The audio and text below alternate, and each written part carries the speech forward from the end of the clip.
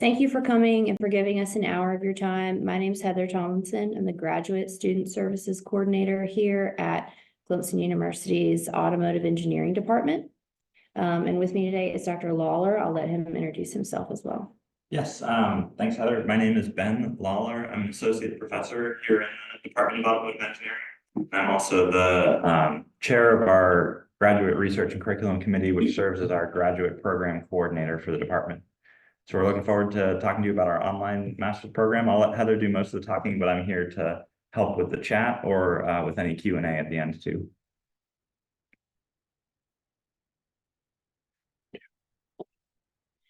All right, well, thank you all again for coming.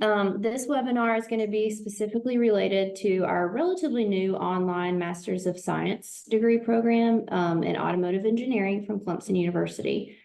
The presentation that we have will take around 20 minutes, maybe 30 if we get long-winded, and we'll walk through some slides with just some general information about the program. Just so you kind of know what's coming, we invited HR representatives, hiring managers, and prospective students. So we're going to try to include a little bit of information relevant to each of those groups in the slides that we covered today. After the presentation, we'll leave about 30 minutes for any questions or comments. And also, if you're like me and you think of it, and if you don't ask it right and then you forget, you're welcome to ask a question in the chat as I'm speaking. And we'll just leave it there and we'll pull that up after we're done. So feel free to do that if that is something that you are interested in as well. So to kick us off on the next slide, I'm going to show just a little video. It was a recent visit to our campus from the National Science Foundation director. This video kind of highlights his visit to Clemson to the ICAR campus and shows his impressions of our department and the things that we have going on here.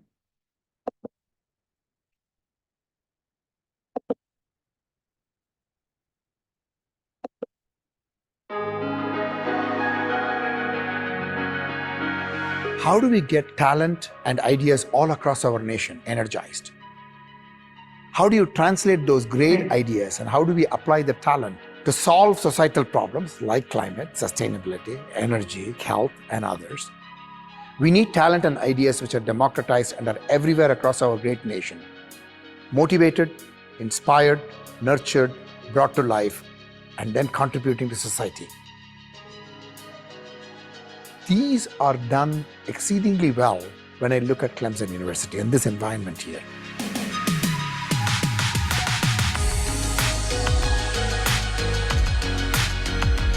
What Clemson has made possible is to shown to the world that you could build a very robust automotive engineering facility here that nicely synergizes what the university research makes possible, also at the same time ensuring that those industries are successful because of the interaction that they have with the university, Clemson. I'm really taken by this true fusion of industry and academia working together. This tight coupling really picks up a particular problem and just goes all in with everything that everybody has to offer.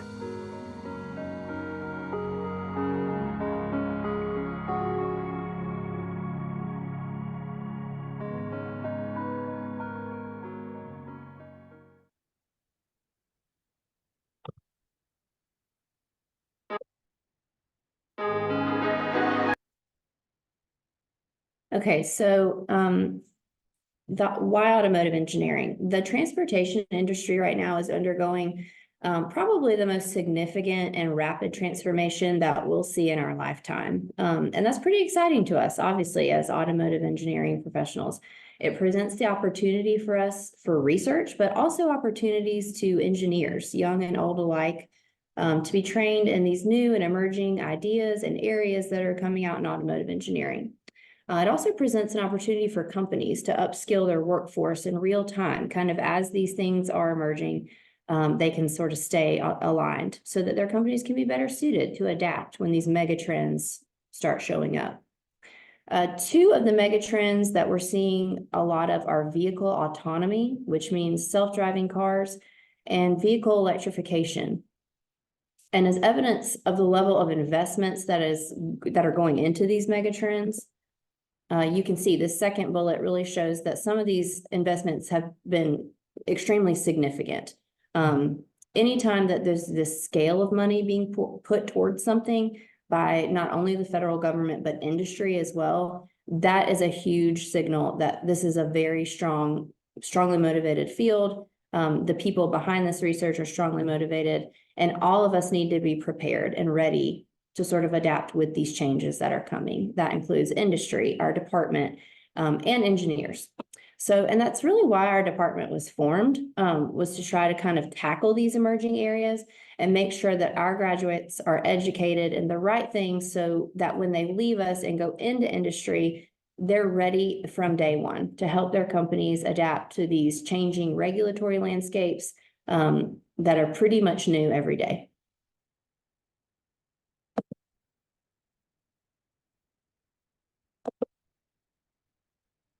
In this slide, I'm going to talk a little bit more about the why that I just shared, about why our department was formed, what we exist to do. I also want to give just a little bit of a look back at our history. I love working here. I think this is the best staff anywhere I've ever worked, and very humble people, but just to take the opportunity when we get it to brag a little bit, because this is a very impressive department. One of the things that we're really proud of is that we did graduate the nation's first PhD in automotive engineering, and you can see his picture right there. John, he actually works for Lucid Motors now. We also graduated the first female PhD in automotive engineering in the nation. And why stop there? In 2023, just last fall, we introduced the nation's first Bachelor of Science degree in automotive engineering. So these kind of things just show you that this department is really dedicated and actually very ambitious in training engineers that are going to be ready to help the industry by becoming innovators in the field and not just active or passive participants. They're actively working to create the next generation of mobility systems. The work that we're doing here to prepare students is developing a reputation across the automotive industry, from OEMs to suppliers to everybody in between. We have a reputation for the graduates that are entering the workforce coming from this program for the quality, the talent level, and the capability that they're prepared with. So one of the secret sauce ways that we've been kind of successful at training our graduates to have this kind of reputation is that we focus our curriculum on systems engineering viewpoints. So it's an extremely multidisciplinary approach. Our courses touch on everything from materials, manufacturing, vehicle propulsion systems, robotics, autonomy, and of course, this is in addition to the more traditional things you think of when you think of automotive engineering, like vehicle dynamics, vehicle testing, and core automotive topics like that. I'm going to brag just for a few more seconds. All of our efforts and investments over the years really continue to pay off, which is extremely exciting and gratifying to see, because we've continued to receive national and international recognition for our program and our efforts that we're putting in to train the next generation of engineers, and in developing cutting edge technology for industry as well. We'd be happy to share in the chat after the presentation for anybody that's interested to see exactly what websites we're getting this information from, but there's several different places that consistently rank our program in the top 10 engineering or automotive engineering programs in the United States. So we're super proud of that. It's definitely very representative of the things that we're trying to do here. And going forward, our program is going to continue focusing on industry's needs and incorporating the desired skill sets that they want to see into our curriculum so that our graduates align with that completely once they leave us. So Ben and I today are here at ICAR in Greenville, South Carolina, CU ICAR. That's kind of home base for our program. It's also home base for some pretty world-class facilities. We have the Tomlinson Composites Center, the Vehicle Assembly Center, the Advanced Powertrain Lab, and the Vehicle Propulsion Lab. I think when I started here, I felt like I would never see the end of a new lab popping up at the end of every road that I walk down. It's pretty impressive. It's pretty expansive. This campus was chosen actually specifically because of its proximity to automotive manufacturers and suppliers in the Southeast, here in Greenville, South Carolina.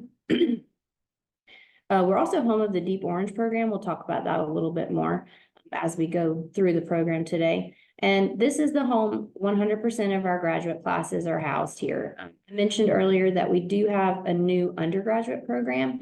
They actually start their first couple years on Clemson's main campus, and then they will integrate over to CUI CAR and join this campus during their junior and senior year of their curriculum. So this is an online webinar presentation, and as an online student that completes our program, if you are 100% remote, you really probably won't have the opportunity to benefit directly from some of these facilities, but it will be a good thing to know. We do want to point out that if you are 100% remote, there's always the opportunity to do some semesters online and some semesters in person. If you decide that you want to experience some of these facilities and get to meet the faculty and staff face to face, there's absolutely nothing that prevents you from switching modalities from online to in-person by semester. It's really flexible. It was designed that way. We want it to meet your needs kind of as they arise. So there was a report somewhat recently conducted by a consulting firm. I think it was McKinsey & Company, actually. And the report was called "The Future of Mobility is at Our Doorstep." And in that report, they highlighted and identified 10 technology clusters. And these are areas that they believe are the most rapid areas of change and advancement that we're going to see in the field. We took that to heart. We took that information and tried to make sure that our curriculum reflects educational content related to each one of these areas. And I mentioned earlier the systems integration approach. You can see from this slide, this is pretty comprehensive in terms of the things that are incorporated.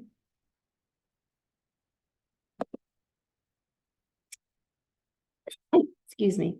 On this next slide, you can see kind of an overview of our master's curriculum. These are the requirements for all of our students that get a master's degree. Just to note that whether you do the program online or in person, the degree that you receive in the end is exactly the same. There's nothing on your diploma that will say that you were an online student. And on the flip side, there's nothing on an in-person diploma that would say they did the program in person. This is the same degree, and therefore they have the same classes and the same requirements. If you'll kind of note that in-person students have the option of doing the Deep Orange program, that is kind of our internal internship component. You'll see that our program requires either an internal or external internship or a thesis. Okay. If you're an online student who's working full-time in the automotive industry, then you're going to want to focus on this middle column of the chart where it says external internship. That's going to be the one that applies most closely to you.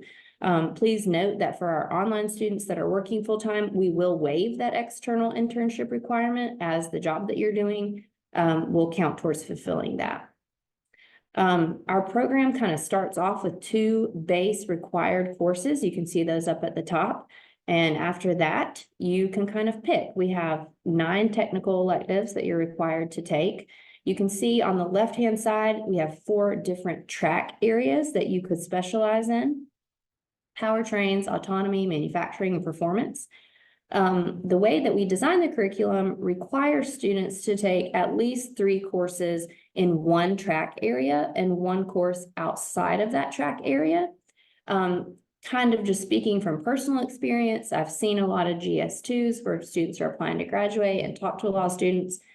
Typically, if you just kind of blindly pick the classes you're interested in taking, you'll find that it sort of lines up pretty perfectly with that. You'll fall in compliance with that 3 required in 1 and 1 outside, just based on the broad range of things covered in those.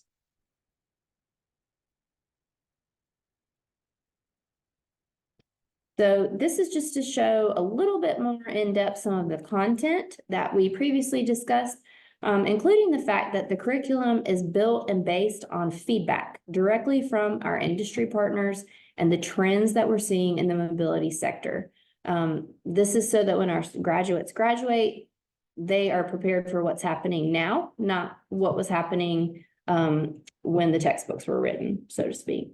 And thanks to things like Zoom, we are able to offer this program online, and we're really excited about it. We're excited about the potential that we think that this is going to bring to us and to companies and to students.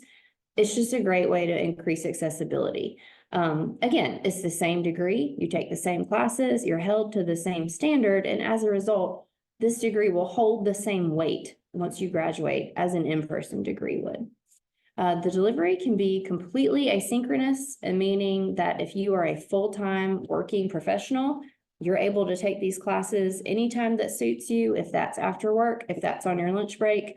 Online and asynchronous basically just means that if you have a computer and internet access, you can do what you need to do in terms of fitting this into something that works for you in your life and your schedule.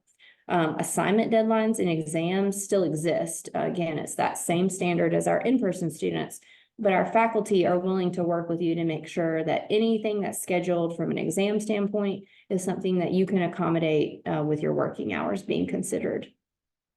We want this to work for you. We'll help you fit it into your workday. So let's just say you're maybe you're a student joining us and you have a bachelor's degree in engineering and you're working and you really like your job, kind of thinking about putting your toe in the water of a master's program, but you're just not ready to commit. We do have another thing I want to present called our graduate certificate. And this can be a really good option for someone like you, for someone, maybe they just want to sort of dip their toe in and see if this is for them. The graduate certificate consists of 4 graduate level automotive engineering courses. Those can be any 4 courses of your choosing out of our curriculum. You do have to have that bachelor's degree in order to participate. And the only requirement from our end in order to issue you the certificate is that you do obtain a B or higher in those courses to demonstrate mastery of the material. And this can be a really good thing to do. Like I said, it can be a way to see if this format is right for you, if this coursework is something that you can excel in. It's a great addition to your resume. You can kind of add on to the current body of knowledge that you have. Maybe you have a bachelor's in an unrelated engineering field and you want to kind of broaden the scope. This is a good option for you. And you can do it at your own pace. There's no deadline. As long as you take the 4 classes, it's up to you how quickly or slowly you complete those. We actually do have one online student that did exactly what I'm talking about. He started as a certificate student, kind of worked his way through his 4 courses. He excelled at such a high level that he decided yes, and he just kind of seamlessly came on into our master's program. These 4 courses absolutely will apply towards that degree if you decide to pursue the master's after you complete the certificate. So he's well on his way to his MS now, and he has not stopped working in his full-time role for any of this. He's kind of done it all at once.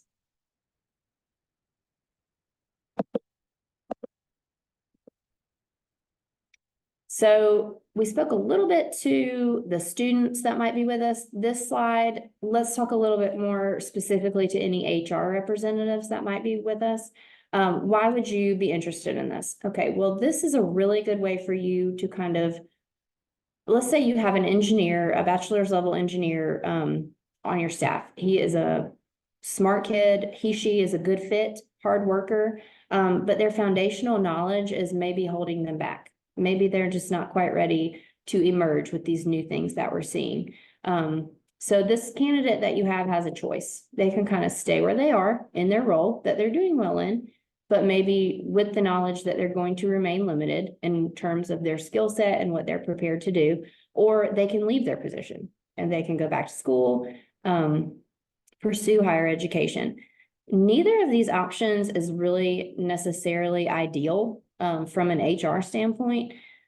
We would like to think that this master's program might sort of present this other, better third option.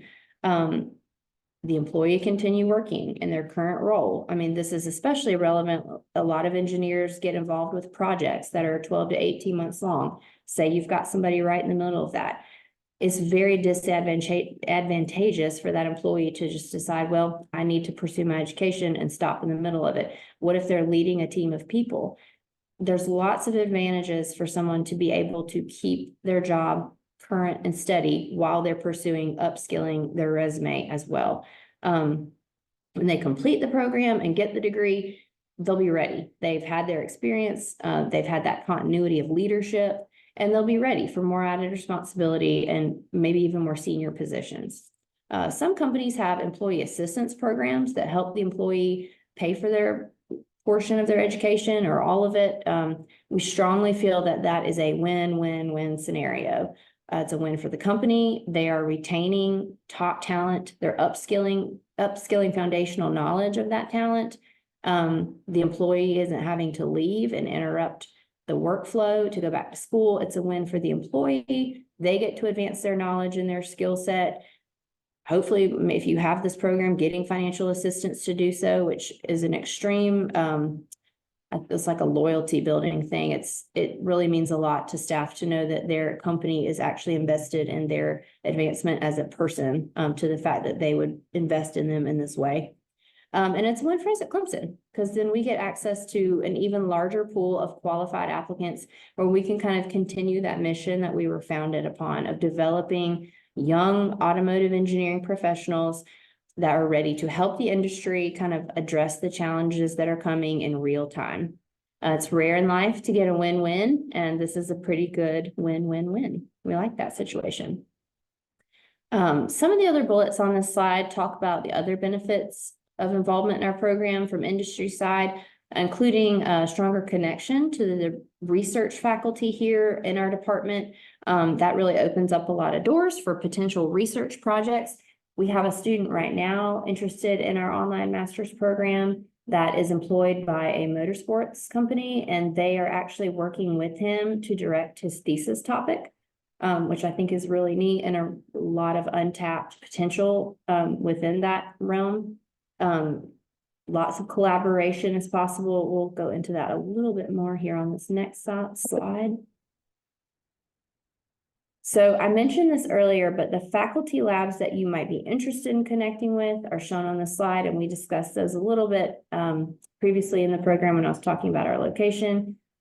So whether it's related to composites or artificial intelligence or robotics, renewable fuels, advanced combustion strategies, manufacturing, our department has faculty and research facilities that are able and ready to address all of these different active research areas. Okay, so finally on the next slide, I will go ahead and close with a promotional video that kind of summarizes our program, and we would be glad to take any questions that you have after that.